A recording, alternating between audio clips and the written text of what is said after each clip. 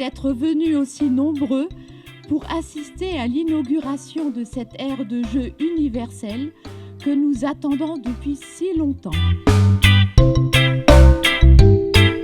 Sylvie Zimmer, je suis chef de service à l'Institut d'éducation motrice, donc sur l'antenne du Cange.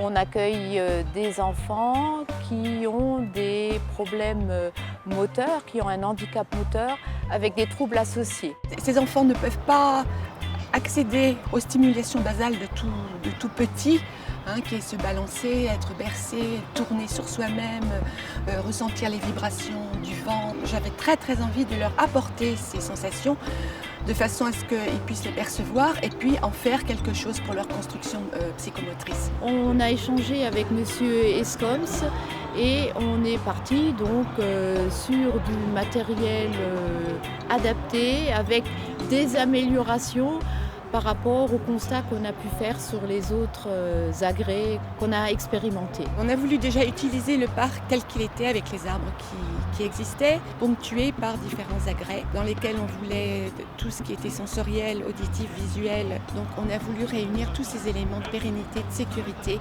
et d'échange. Ce qu'on souhaitait, c'était une aire de jeu universelle qui puisse profiter aussi bien aux enfants valides qu'aux enfants en situation de handicap et aussi pour tous les âges.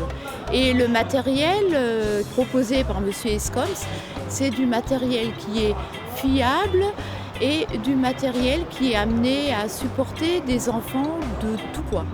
Au niveau de la sécurité, il y a un arrimage 4 points plus une ceinture ventrale. Si toutefois l'enfant entrait en panique et se gigotait dans le fauteuil, ça permet d'éviter toute chute. Il existe certains équipements, mais avec un niveau de sécurité comme celui-ci, à ma connaissance, je ne pense pas. C'était vraiment des exigences de mesdames Zimmer et Chauvin, c'est que ça puisse être utilisé en toute sécurité, de telle manière à ce que les intervenants n'aient pas à faire de portage, n'aient pas de manipulation compliquée et puissent se sentir à l'aise au cours de l'utilisation. On a fait des recherches et il semblerait que ce soit la première aire de jeu adaptée qui existe en France et même en Europe. Quand on est parent d'enfants justement avec des handicaps, tout est difficile.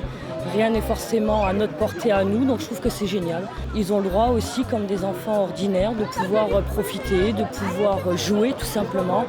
Et c'est vraiment bien. Ça leur permet aussi de jouer ensemble, ce qui n'est pas toujours facile parce que les degrés de handicap sont tous différents. Et ça leur permet tout simplement d'avoir une vie comme tout le monde.